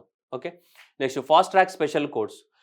మనకి నిర్భయ సంఘటన జరిగిన తర్వాత మనకి ఇమీడియట్గా చట్టాన్ని తీసుకురావడం జరిగింది. ఆ చట్టం పేరు ఏంటిదంటే క్రిమినల్ లా అమెండ్మెంట్ యాక్ట్ అనేది 2013. దాన్ని మళ్ళీ గవర్నమెంట్ ఆఫ్ ఇండియా మార్చింది. ఎప్పుడు 2018లో మార్చడం జరిగింది. మనకి ఎప్పుడు డిసెంబర్ 2013లో నిర్భయ సంఘటన జరిగింది ఢిల్లీలో. అప్పుడు దాని తర్వాత ఏంటిదంటే ఎవరైతే ఇలా రేప్ కేసెస్కి పాల్పడతారో వాళ్ళకి ఇమీడియట్గా శిక్ష పడాలి అని చెప్పేసి స్పెషల్ కోర్ట్స్లను తీసుకురావడం జరిగింది. అంటే ఫాస్ట్ ట్రాక్ కోర్ట్స్. ఏంటిది ఫాస్ట్ ట్రాక్ కోర్ట్స్ అన్నమాట. ఇలాంటి రేప్ కేసెస్ ఏవైతే ఉన్నాయో అలాంటి వాటిని ఇమీడియట్గా సాల్వ్ చేయడానికి కోసం ఏంటి మనకి ఫాస్ట్ ట్రాక్ స్పెషల్ కోర్ట్స్ను తీసుకురావడం జరిగింది ఆఫ్టర్ నిర్భయ ఇన్సిడెంట్ తర్వాత. అయితే ఇలాంటి గవర్నమెంట్ ఆఫ్ ఇండియా అనేది ఫాస్ట్ ట్రాక్ కోర్ట్స్ని మనకి అక్టోబర్ 10th సెప్టెంబర్ 2, 2019 రోజు స్టార్ట్ చేశారు. ఇదంతా కూడా సెంట్రల్ గవర్నమెంటే ఫండింగ్ ఇస్తుంది వేటికి, ఈ ఫాస్ట్ ట్రాక్ కోర్ట్స్ని ఎస్టాబ్లిష్మెంట్ చేయడానికి కోసం. That is entirely funded by the government of India from Nirbhaya fund.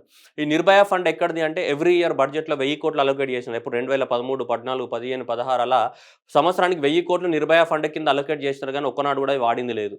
Just అలా ఉమెన్ సేఫ్టీ కోసం అని పాడారు. ఇప్పుడు ఏం చేశారంటే ఫాస్ట్ ట్రాక్ కోర్ట్స్ని ఎస్టాబ్లిష్మెంట్ చేయడానికి కోసము ఇప్పుడు ఈ నిర్భయ ఫండ్లో ఏదైతే మనీ ఉందో ఆ మనీని అంతా కూడా ఖర్చు చేస్తామని గవర్నమెంట్ ఆఫ్ ఇండియా చెప్పింది. దాంట్లో భాగంగానే నిర్భయ ఫండ్లో భాగంగానే ఇప్పుడు union cabinet is approved the continuation of the 1023. ఏంటిది 1023, ఇది ఇంపార్టెంట్. ఎన్ని 1023 fast track courts including 389 exclusively POSCO courts as centrally sponsored scheme from the what April 1, 2024 to 21 to 23 రాబోయే 3 సంవత్సరాలలో విత్ 1572 కోట్లతోటి కంప్లీట్గా సో ఇది సెంట్రల్ గవర్నమెంట్ షేర్ అనేది 971 crores, so 601 from the what state government ఇద్దరు కలిపి సో ఈ fast track కోర్ట్స్ని establishment చేయాలి. అలా భారతదేశంలో మొత్తం 1023 ఫాస్ట్ ట్రాక్ కోర్టులను ఎస్టాబ్లిష్మెంట్ చేయాలి. అట్లాగే ఈ 1023లో 389 అనేది దేనికి సంబంధించినవి? పోస్కో అంటే ఈ చిన్న పిల్లల యొక్క సెక్సువల్ అఫెన్సెస్కి సంబంధించినవి, prevention of the child sexual offences POSCO అంటే చిన్న పిల్లలకు సంబంధించిన సెక్సువల్ కేసెస్ని కూడా డీల్ చేయడానికి కోసం 389 కూడా ఉన్నాయి. దేంట్లో ఆ 1023లోనే 389 అనేది సపరేట్గా చిల్డ్రన్ కేసెస్ని డీల్ చేయడానికి కోసం మనకి ఫాస్ట్ ట్రాక్ కోర్ట్స్ని తీసుకురావడం జరిగింది. ఈ ఫాస్ట్ ట్రాక్ కోర్ట్స్ అనేవి ఏ చట్టం ప్రకారం వస్తున్నాయి? మనకి క్రిమినల్ లా అమెండ్మెంట్ యాక్ట్ 2013 దాన్ని మాడిఫై చేసి క్రిమినల్ లా అమెండ్మెంట్ యాక్ట్ 2018గా మార్చడం జరిగింది. Next government of India launched the what Sabki Yojana Sabka Vikas for the development of the gram panchayats. ఏవైతే గ్రామ పంచాయత్స్ ఉన్నాయో ఆ గ్రామ పంచాయత్ని డెవలప్మెంట్ చేయడానికి కోసము ఈ స్కీమ్ని లాంచ్ చేయడం జరిగింది. That is Sabki Yojana Sabka Vikas, that is the development of the gram panchayat. Next world bank and the dam safety. So $250 million తోటి వరల్డ్ బ్యాంక్ అనేది government of India central water commission తోటి అగ్రిమెంట్ రాసుకోవడం జరిగింది. సో భారతదేశంలో ఉన్నటువంటి డ్యామ్స్ ఏవైతే ఉన్నాయో ఓల్డ్ డ్యామ్స్ అన్నీ కూడా పగలవచ్చు, కొన్ని స్పీలేజ్ ఎక్కువ అవ్వచ్చు, కొన్ని గేట్లు కలిపోవచ్చు. ఇప్పుడు పులిచింతల గేట్ చూసాం కదా, గేటే కొట్టుకుపోయింది వర్షంలో, గేట్లన్నీ కూలిపోయి. సో కాబట్టి అలా మనకి సో డ్యామ్ సేఫ్టీ కోసము కొంత వరల్డ్ బ్యాంక్ అనేది ఫండింగ్ ఇస్తుంది. ఆ ఫండింగ్ ద్వారా ఏంటిది సో మనకి కేరళ కానీ, గుజరాత్ కానీ, మహారాష్ట్ర కానీ, ఒరిస్సా ఇలా అన్ని రాష్ట్రాలలో దాదాపు 120 డ్యామ్స్ని ఏం చేయాలి మనం? సో ఏమైనా ప్రాబ్లమ్స్ ఉంటే వాటిని సేఫ్ డ్యామ్స్గా మార్చుకోవాలన్నమాట. రిపేరింగ్స్ కానీ, రినోవేషన్స్ కానీ చేసి దానికోసమే వరల్డ్ బ్యాంక్ అనేది ఫండింగ్ ఇచ్చింది. ఎంత? 250 million. సో దట్ ఈస్ 10 రాష్ట్రాలకు సంబంధించి. Next Malpe beach. So Malpe beach అనేది మనకి ఉడిపి డిస్ట్రిక్ట్ ఆఫ్ ద కర్ణాటకలో ఉంటుంది మాల్పే బీచ్ అనేది. సో ఇక్కడ మాల్పే రివర్ ఒక సో మౌత్ దగ్గర ఉంటుంది మనకి మాల్పే బీచ్. ఓకే, కర్ణాటక ప్రాంతంలోనే. So this is Malpe river, ఇక్కడ మాల్పే రివర్ బీచ్లో ఉంటుంది. అయితే ఇక్కడ 1 kilometer వరకు రెడ్ ఫ్లాగ్స్ పెట్టేసాను అనమాట. అన్ని కూడా మాల్పే బీచ్లో ఏంటిదంటే రెడ్ ఫ్లాగ్స్ పెట్టినారు. There is nets were erected about the what 1 kilometer along the what beach and red flags and warning signs to enter the what waters. అక్కడ డేంజరస్ కండిషన్స్ ఉన్నాయని చెప్పేసి మాల్పే బీచ్ ఏదైతే ఉందో అక్కడ ఆ బీచ్కి 1 kilometer దూరం వరకు, ఈ బీచ్కి 1 kilometer వరకు ఏం పెట్టేశారు? మొత్తం రెడ్ ఫ్లాగ్స్ అన్ని పెట్టేయడం జరిగింది అనమాట. నెట్స్ రెడ్ ఫ్లాగ్స్ పెట్టారనమాట. ఎందుకంటే అక్కడ వాటర్ లెవెల్ పెరుగుతున్నాయి, మీరు ఎక్కడ పోవద్దు, అక్కడ డేంజరస్ కండిషన్స్ ఉన్నాయని చెప్పేసి మొత్తం కూడా రెడ్ ఫ్లాగ్స్ పెట్టారనమాట. ఇలా రెడ్ ఫ్లాగ్స్ పెట్టినటువంటి బీచ్ ఏది? మాల్పే బీచ్, ఇక్కడ ఒరిస్సా. ఎందుకు పెట్టారంటే అక్కడ వాటర్ లెవెల్స్ పెరుగుతున్నాయి, ఎవరు టూరిస్టులకు ఎన్నిసార్లు వార్నింగ్ సిస్టమ్ ఇచ్చినా ఎవరు పట్టించుకోవడం లేదు. అందుకోసం ఎవరైనా పోతే 500 rupees ఫైన్ అని కూడా పెట్టడం జరిగింది. ఓకే, కానీ ఎగ్జామ్ పర్పస్లో ఎందుకు రెడ్ పెట్టినారో అది ఎవరు అడగను నేను. జస్ట్ మాల్పే బీచ్ అనేది ఏ రాష్ట్రంలో ఉందని అడుగుతాడు ఎగ్జామ్ పాయింట్లో. ఏంటిది? కర్ణాటకలో. ఎందుకు న్యూస్లో ఉందంటే అక్కడ రెడ్ ఫ్లాగ్స్ నెట్ పెట్టినారు 1 kilometer పొడవున. సో ఎవరు పోవద్దని చెప్పేసి. Next water villas. So water villas అంటే వాటర్ పైన విల్లాస్ కడుతుంటారు, వాటర్ పైన తేలియాడుతుంటాయి జనరల్గా అలాంటివి. సో మనకి లక్షద్వీప్లో కడుతున్నట్టు మనకి so government of India announce చేసేది లక్షద్వీప్ అడ్మినిస్ట్రేటర్ ప్రఫుల్ కూడా సో చెప్పడం జరిగింది. సో ఇప్పటివరకు ఆ వాటర్ విల్లాస్ అనేది this project is first of it's kind. So 800 కోట్లతోటి కడుతున్నారు. ఇప్పటివరకు ఇలా భారతదేశంలో వాటర్ విల్లాస్ ఎక్కడ లేవు మనకి. సో లక్షద్వీప్లోని మినికాయ్ ఐలాండ్ కానీ, సుకేలి ఐలాండ్ కానీ, కడమట్ ఐలాండ్స్ కానీ, లక్షద్వీప్లో ఎన్ని ఉంటాయి మనకు? టోటల్గా 36 ఐలాండ్స్ ఉంటాయి. Lakshadweep is a group of the 36 islands. ఈ 36 ఐలాండ్స్లో మేజర్గా ఈ మినికాయ్ లార్జెస్ట్ ఐలాండ్ అనేది మినికాయ్, దాని తర్వాత సుహేలి అండ్ దాని తర్వాత కడమట్. ఇవి కొంచెం పెద్ద ఐలాండ్స్ అన్నట్టు. అన్నిటికన్నా 36 ఐలాండ్స్లో లార్జెస్ట్ ఐలాండ్ ఇదే. ఇది Minicoy. Out of 36 largest island of the Lakshadweep is Minicoy. Minicoy కానీ, సుకేలి కానీ, కడమట్ కానీ ఈ ఐలాండ్స్ లోపల వాటర్ విల్లాస్ కడుతున్నారనమాట. వాటర్ పైన ఇలా మొట్టమొదటిసారిగా ఇలా కడుతున్నాం. మనకి వేరే దేశాలలో మాల్దీవ్స్లో కానీ వేరే దేశాలలో ఉన్నాయి వాటర్ విల్లాస్ అనేది. మీరు చూడొచ్చు కదా, సమంత ఈ మధ్యన పోస్ట్ చేసింది కదా ఎక్కడో ట్విట్టర్లోనే ఎన్నో, రైట్. సో అలాంటివి మినికాయ్ కానీ, సుహేలి కానీ and next one is Kadmat. ఇక్కడ వాటర్ విల్లాస్ ఎక్కడ కడుతున్నాం మనం? లక్షద్వీప్ ఐలాండ్స్లో కడుతున్నాం మనం. Okay, next titling the what net report. ఈ టైటనింగ్ ఆఫ్ ద రిపోర్ట్ చూడండి, carbon zero by the 2050. So titling of the net report carbon zero by the 2050. Okay, ఏంటి దీని యొక్క ముఖ్య ఉద్దేశం ఏంటిది? కార్బన్ జీరో 250 అంటే మనకి ఈ రిపోర్ట్ని పబ్లిష్ చేసిన వాళ్ళు ఒక ఆక్స్ఫామ్ ఏది ఈ ఆక్స్ఫామ్ అనే ఆర్గనైజేషన్ రిపోర్ట్ని పబ్లిష్ చేయడం జరిగింది. ఏది? Titling the net report zero అని. అంటే ప్రపంచంలో ఇప్పుడు కనుక మన కార్బన్ డైఆక్సైడ్ ఎమిషన్స్ కనుక తగ్గించలేకపోతే, ఏంటి కార్బన్ డైఆక్సైడ్ ఎమిషన్స్ ఏవైతే ఉన్నాయో వాటిని తగ్గించలేకపోతే ఏమవుతున్నాయంటే మన ఖచ్చితంగా ఫుడ్ షార్టేజ్ అనేది వచ్చేసి మన ఫుడ్ ప్రైజెస్ అన్ని బాగా పెరిగిపోయి ఏదైతే బిజినెస్ జరుగుతుందో బిజినెస్ చేసే వాళ్ళందరూ కూడా యాజ్ యూజువల్గా డర్టీ బిజినెస్ చేస్తూ ఫుడ్ ప్రైజెస్ని ఇంకా పెంచడానికి అవకాశం ఉందని చెప్తున్నారు. ఓకేనా? అది దాని యొక్క ముఖ్య ఉద్దేశ్యం. సో, కాబట్టి ఈ కార్బన్ డయాక్సైడ్ యొక్క సో, ఏదైతే గ్రీన్ హౌస్ గ్యాసెస్ పెరుగుతున్నాయో దాన్ని తగ్గించాలి అంటే, దాన్ని బ్యాలెన్స్ చేయాలంటే అట్‌లీస్ట్ 1.6 బిలియన్ హెక్టార్స్ లోపల మనము ట్రీస్‌ని పెంచాల్సి ఉంటుంది బై ద ఇయర్ 2050 నాటికి. అప్పుడు చేసినప్పుడే మనకేమైతుంది కార్బన్ నెట్ జీరో అవుతుంది. ఏంటిది? Net zero. నెట్ జీరో అంటే మనం ఎంతైతే ప్రొడ్యూస్ చేస్తున్నామో అంత అబ్జర్వ్ చేసుకునే కెపాసిటీ కూడా ఉండాలి. అంటే మనం ఎంత కార్బన్ డయాక్సైడ్ రిలీజ్ చేస్తున్నామో, ఆ రిలీజ్ చేసిన కార్బన్ డయాక్సైడ్‌ని అబ్జర్వ్ చేసుకోవడానికి ప్లాంట్స్ కూడా ఉండాలి. అంటే ప్రస్తుతం ఉన్నటువంటి కార్బన్ డయాక్సైడ్‌ని మనం రిలీజ్ చేస్తున్నది అబ్జర్వ్ చేసుకోవాలి అంటే దాదాపు 1.6 బిలియన్ హెక్టార్స్ లోపల ట్రీస్‌ని పెంచాల్సి ఉంది. అలా పెంచినప్పుడే నెట్ జీరో అవుతుందన్నమాట. అంటే మనం రిలీజ్ చేసేది అవి అబ్జర్వ్ చేసుకునే రెండేమైతది బ్యాలెన్స్ అయిపోయి నెట్ జీరో అవుతుంది. ఒకవేళ ఇది కనుక నెట్ జీరో కాకపోతే ఖచ్చితంగా ప్రపంచంలో ఏమవుతుంది ఆకలి చావులు తప్పవు. ఎందుకంటే కార్బన్ డయాక్సైడ్ వలన సో హీట్స్ పెరిగిపోయి పంటలు పండవు.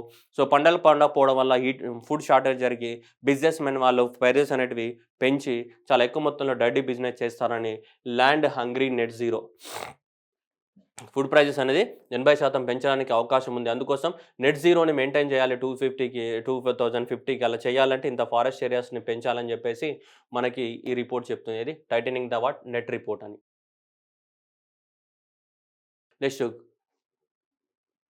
Next community Portuguese language countries సిపిఎల్పి.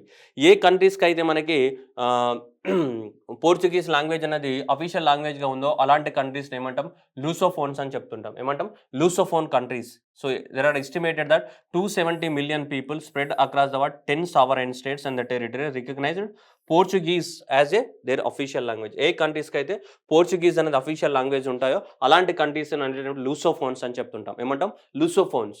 So it was founded in the 1996 Lisbon. Portugal యొక్క క్యాపిటల్ సిటీ లిస్బన్లో ఉంది. దాదాపు ఇలా మనకి ఒక 10 ఇంపార్టెంట్ కంట్రీస్ ఉన్నాయన్నమాట దీంట్లో. ఓకేనా లూసోఫోన్. అయితే ఇండియా కూడా ఈ ఆర్గనైజేషన్లో ఏమైందంటే అబ్జర్వర్గా జాయిన్ అయింది జూలై 2021లో. India also became the observer of the this organization. ఏది ఈ ఆర్గనైజేషన్లో community of the Portuguese language కంట్రీస్లో ఇండియా కూడా ఒక అబ్జర్వర్గా మెంబర్గా కాదు. అబ్జర్వర్ అంటే వేరే ఉంటాయి వాళ్ళు, మెంబర్స్ అంటే వేరే ఉంటాయి క్వాలిటీస్, అబ్జర్వర్స్ అంటే ఇండియా అనేది ఇప్పుడు మెంబర్గా కాకుండా ఏంటిది ఈ లూసోఫోన్స్లో అబ్జర్వర్గా జాయిన్ అవ్వడం జరిగిందనమాట ఇండియాలో. Okay, so India join the community of the Portuguese languages దాంట్లో అసోసియేట్ అబ్జర్వర్గా జూలైలో జరగడం జరిగింది. ఇప్పటివరకు దీంట్లో వీళ్ళు మెంబర్స్ అనమాట. ఎవరు? అంగోలా, బ్రెజిల్, కేపడియా, Guinea and Mozambique, Portugal, Sao Tome, Timor Leste ఇవన్నీ కూడా ఇవి ఏ కంట్రీస్ ఉన్నాయి వీళ్ళు మెంబర్స్ అనమాట. ఓకేనా, ఇండియా అనేది ఏ మెంబర్ అయింది? ఇది అబ్జర్వర్ మెంబర్. ఇదంతా గుర్తుపెట్టుకోవాలంటే ఇదంతా గుర్తుపెట్టుకోవాల్సిన అవసరం లేదు. జస్ట్ ఇది గుర్తుపెట్టుకోండి, ఇండియా అనేది ఏంటిది అసోసియేట్ మెంబర్ అవ్వడం జరిగింది. Permanent forum for the people of the African descents. United Nations ఏం చేసిందంటే ఎవరైతే ఆఫ్రికా పీపుల్ ఉన్నారో వాళ్ళు బ్లాక్గా ఉంటారు కాబట్టి ఎక్కడికి వెళ్ళినా కానీ వాళ్ళు రేషియల్ డిస్క్రిమినేషన్ని ఫేస్ చేస్తున్నారని చెప్పేసి యునైటెడ్ నేషన్స్ ఆర్గనైజేషన్ ఏం చేసిందంటే ఆఫ్రికన్ డిసెండెంట్ పీపుల్ ఎవరైతే ఉన్నారో వాళ్ళని రేషియల్ డిస్క్రిమినేషన్ నుంచి ప్రొటెక్ట్ చేయడానికి కోసం వాళ్ళ కోసం ఒక పర్మనెంట్ ఫోరంని తీసుకురావడం, అంటే ఎప్పుడు అది వాళ్ళ కోసమే పోరాడుతుంది అనమాట. పర్మనెంట్ ఫోరంని తీసుకురావడం జరిగింది. That is permanent forum. So that is people of the African descents. So ఈ ఫోరంలో ఏముంటారు 10 members of which 5 will be elected by the General Assembly from all the regions and 5 will be appointed by the Human Rights Council in consultation with the so regional organizations as well as organizations of the peoples of the African descents. 10 members ఉంటారు. 10 members 10 members లో 5 members United nation general assembly select చేస్తే మిగతా 5 members human rights council elect చేస్తారు. వాళ్ళు ఏంటిదంటే వాళ్ళకి భయం racial discrimination నుంచి కాపాడుతుంటుంది అనమాట ఈ ఆర్గనైజేషన్. ఎవరు తీసుకొచ్చారు ఈ ఆర్గనైజేషన్ని? కొత్తగా యునైటెడ్ నేషన్సే తీసుకురావడం జరిగింది. యునైటెడ్ నేషన్స్లో ఒక సపరేట్ ఆర్గనైజేషన్ అనమాట. ఎవరి కోసం? To protect the African descents. Permanent forum for the people of African descent. ఎగ్జామినేషన్లో ఏం అడగవచ్చు? ఇదని అడగవచ్చు, లేదంటే ఇదని అడగవచ్చు. Recently that United Nation organization followed the separate organization to protect the people from the racial discrimination of the which of the following areas, అంటే African డిసెండెంట్స్ని అట్లా క్వశ్చన్ అడగవచ్చు. పావోల్ఫ్ వాల్కనో. సో ఇదంతా కూడా ఏంటిది మనకి ఇది అంతా కూడా నార్త్ అమెరికా కాంటినెంట్. ఇక్కడ ఏముంది? కెనడా ఉంటుంది. ఇక్కడ ఏముంది? యూఎస్ఏ. ఇదంతా ఏంటిది? మెక్సికో. ఇక్కడ అలస్కా ప్రాంతం ఉంది కదా, ఈ అలస్కా కూడా ఎవరికి సంబంధించింది? యూఎస్ఏకే సంబంధించింది కదా ఈ అలస్కా ప్రాంతంలో ఉన్నటువంటి ఈ ప్రాంతంలో ఈ వాల్కనో ఉంది. ఏది? ఫావల్ వాల్కనో ఉంది. ఇది రీసెంట్‌గా అక్కడ ఎరప్షన్ జరుగుతుంది. అలస్కా ఈ ప్రాంతం అంతా కూడా ఏంటిది అలస్కానే కదా! ఇది కూడా ఎవరిది యూఎస్ఏది. ఇది కెనడా అయినా గానీ ఈ అలస్కా అంతా ఎవరిది యూఎస్ఏ పార్ట్. సో, ఇక్కడ అలస్కాలో ఉన్నటువంటి యూఎస్ఏలో మనకి మొన్న రీసెంట్‌గా సో, ఆగస్ట్ 6 రోజు మనకి ఎరప్షన్ జరిగినట్టు మనకు వెబ్ క్యామ్‌లలో కనిపించింది. సో, ఈ వాల్కనో ఏది ఫావల్ వాల్కనో అనేది. ఓకే. యాక్టివ్ వాల్కనో ఎప్పుడు ఎరప్ట్ అయితుంటే ఏమంటారు దాన్ని? యాక్టివ్ వాల్కనో అంటాం. ఎక్కడుంది? Alaska region of the America Pavlof. Next Uttarakhand so లో ఉన్నటువంటి Indian institute of the technology Roorkee. Indian institute of the technology Roorkee in association with Uttarakhand disaster management authority. వీళ్ళిద్దరు కలిసి ఎర్త్‌క్వేక్ వార్నింగ్‌కి సంబంధించినటువంటి యాప్‌ని తయారు చేయడం జరిగింది. So that is the India's first earthquake early warning mobile app. Okay. Earthquake early warning mobile off Uttarakhand. దాని పేరేంటిది? భూకంప్. భూకంప్ alert app అనేది లాంచ్ చేయడం జరిగింది మొట్టమొదటిసారిగా. ఎవరితోటి? Indian institute of technology Roorkee వాళ్ళ సాయంతోటి. సో ఇండియాస్ ఫస్ట్ ఏంటిది? ఎర్త్‌క్వేక్ ఎర్లీ వార్నింగ్ యాప్ అనేది launch చేయడం జరిగింది. ఏది? భూకంప్ అలర్ట్ యాప్ అనేది లాంచ్ చేయడం జరిగింది. ఎక్కడ? ఏ రాష్ట్రంలో? ఉత్తరాఖండ్. మీ అందరికీ తెలుసు ఎర్త్‌క్వేక్ వచ్చినప్పుడు మనకేం జనరేట్ అయితాయి? పీ వేవ్స్ జనరేట్ అయితాయి. ఎస్ వేవ్స్ జనరేట్ అయితాయి. P waves. Okay. P waves అనేది ఎలా ట్రావెల్ అయితాయి? క్రస్ట్ అండ్ ట్రఫ్ మన ఏంటి కంప్రెషన్ అండ్ ఎయిర్ ఫ్రాక్షన్‌లో ట్రావెల్ అయితాయి. వీటి యొక్క వెలాసిటీ అనేది ఆల్మోస్ట్ 8 కిలోమీటర్స్ పర్ సెకండ్ ఉంటుంది మనకి. ఇమ్మీడియేట్‌గా రీచ్ అవుతాయి. వాటి తర్వాత ఎస్ వేవ్స్ ట్రావెల్ అయితాయి. ఇవి 4 kilometres per the watt second ఉంటుంది వీటికి వెలాసిటీ. ఓకే. పీ వేవ్స్‌కి ఎంత ఉంటది మనకి? 8 కిలోమీటర్స్ వరకు సెకండ్ ఉంటుంది. అంటే P waves, yes waves reach అవ్వడానికి గ్యాప్ అనేది ఉంటుంది. ఒక 4-5 సెకండ్స్ ఆఫ్ ద గ్యాప్ ఉంటుంది. అంత లోపల ఇది వార్నింగ్ సిస్టమ్ ఇష్యూ చేస్తదనమాట. మనకెప్పుడు ఈ ఎస్ వేవ్స్ రీచ్ అయ్యే లోపల వార్నింగ్ సిస్టమ్ ఇష్యూ చేయడం జరుగుతుంది. పీ వేవ్స్‌ని ఏం చేయలేం మనం. అవి రీచ్ అయిపోతాయి. రీచ్ అయిపోయిన తర్వాత ఎస్ వేవ్స్ రావడానికి కొంచెం గ్యాప్ ఉంటది. ఒక 4-5 సెకన్ల గ్యాప్ ఉంటది. పీ వేవ్స్‌కి, ఎస్ వేవ్స్‌కి. ఎందుకంటే వెలాసిటీ డిఫరెన్స్ ఉంది కదా! 8 కిలోమీటర్స్ ఇక్కడ 4 కిలోమీటర్. ఆ గ్యాప్‌లోనే ఈ వార్నింగ్ అనేది ఇస్తూ ఉంటుందనమాట మనకి. ఓకేనా? అలా ఇలా భారతదేశంలో లాంచ్ చేసినటువంటి ఏంటిది ఫస్ట్ భూకంప్ అలర్ట్ ఎర్త్‌క్వేక్‌కి సంబంధించినటువంటి వార్నింగ్ యాప్ ఇది. Okay. So all these are the what current affairs from the what August 1 to the what 6. So మీకు నచ్చితే లైక్ చేయండి. సో షేర్ చేయండి మీ ఫ్రెండ్స్‌కి. And thank you everyone and all the best. And the current affairs అనేది చాలామంది పెండింగ్‌లో పెడుతుంటారు.